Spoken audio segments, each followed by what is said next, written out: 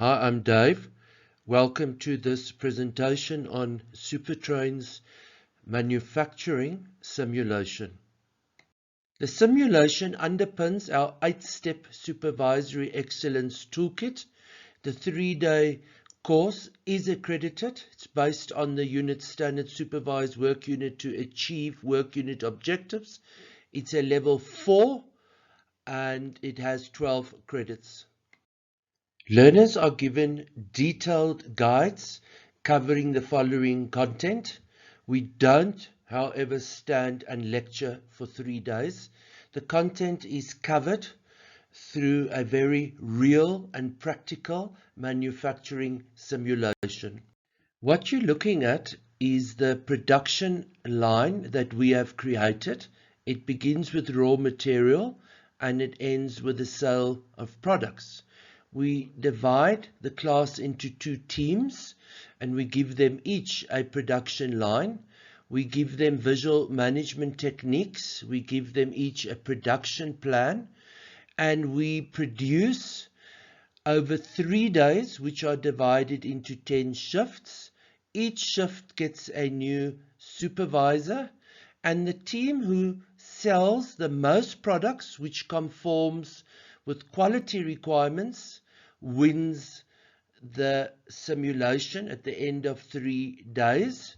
Our generic process for running a shift is plan the shift, conduct the shift, and comprehensively review the shift. Each shift focuses on a specific concept. What you're looking at here is raw material cleaning or sieving. This is the first part of the simulation.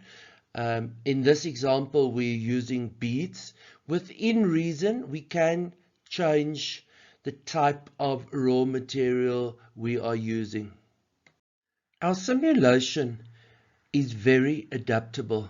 What you're looking at here are 2 team members who are cleaning raw material using what we call the Z technique. What you're looking at is a piece of equipment Supertrain has designed, which basically forms the heart of the production process. And you could find more than one of these in a line depending on your business. But let me give you a few examples. This equipment could represent a mixer, it could represent an oven, a roller, a grinder, a prover, a tempering machine, a molder, and so on. I'm hoping you have got the idea. The simulation also involves taking samples and performing quality tests on processed materials. The simulation also includes filling, and it includes weighing. Then products get labeled. Part of that is obviously for traceability reasons. Okay, what you're seeing now is the final packaging part of the simulation. In this final part of the simulation, we use paper money to simulate the product sales process. What I haven't mentioned yet is that we use Monopoly-like cards to pose problems on supervisors each shift. Problems include absent employees, breakdowns, product recalls, and this is obviously to develop problem-solving capacity of supervisors. I certainly hope I've triggered your interest, and please contact me if you'd like more information. This simulation is very adaptable to suit various manufacturing contexts. Thank you for your time. Bye-bye now.